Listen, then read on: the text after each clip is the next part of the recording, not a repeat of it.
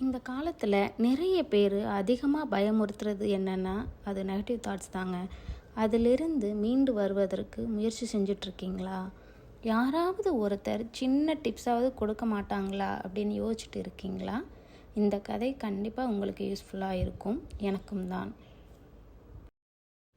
ஒரு ஊரில் ஞானி ஒருத்தர் இருந்தார். அவர் ரொம்ப சுவாரஸ்யமாக அறிவுரை வழங்குவார். அதனாலேயே அவரோட பேச்சை கேட்குறதுக்கு நிறைய பேர் அவரை தேடி வருவாங்க. அந்த மாதிரி ஒரு நாள் ஒரு நபர் இந்த ஞானியை தேடி வந்தார். அந்த நபரோட மனசில் ஏகப்பட்ட வருத்தங்கள், குழப்பங்கள். அதனால் ஞானியை பார்த்ததும் அது எல்லாத்தையும் பகிரவும் செஞ்சார். உண்மையில் அந்த நபருக்கு என்ன பிரச்சனை என்று பார்த்தீங்கன்னா, அவருடைய மனசில் எதிர்மறையான சிந்தனைகள் தோன்றிட்டே இருந்தது. அப்படி தோன்றது எல்லாமே தனக்கு நடந்துருமோன்னு பயந்துட்டே இருந்தார்.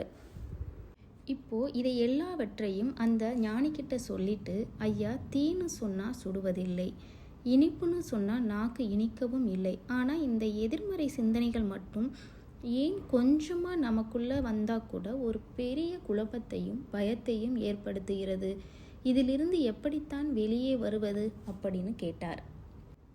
இதை கேட்ட அந்த ஞானி சிரிச்சுக்கிட்டே இந்த நபரை பின்னாடி திரும்பி பார்க்க சொன்னார். இந்த நபரும் பின்னாடி திரும்பி பார்த்தார். பின்னாடி ஒரு பெரிய சோளக்கொல்லை. அந்த சோளக்கொல்லையில் ஒரு சோளக்காட்டு பொம்மையும் நின்னது. அந்த பொம்மையை இந்த நபர்கிட்ட காட்டிட்டு ஞானி கேட்டார், அந்த பொம்மைக்கு உயிர் இருக்கா அப்படின்னு கேட்டார். இல்லை ஐயா என்று சொன்னார்.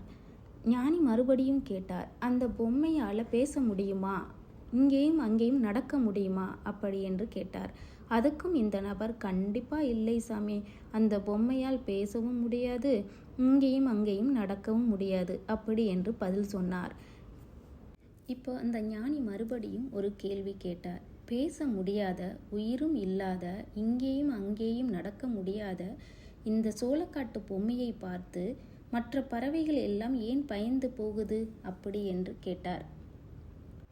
அந்த நபர் சுலபமாக பதில் சொன்னார். அது எப்படிங்க ஐயா முடியும்? அந்த பொம்மைக்கு உயிர் இல்லைங்கிறதோ, அதனால் பேசவும் நடக்கவும் முடியாதுங்கிறதோ நம்மளை மாதிரி உள்ள 6 அறிவு உள்ள மனுஷங்களுக்கு தானே தெரியும். பாவம், அந்த 5 அறிவு உள்ள ஜீவன்களுக்கு தெரியாது அல்லவா?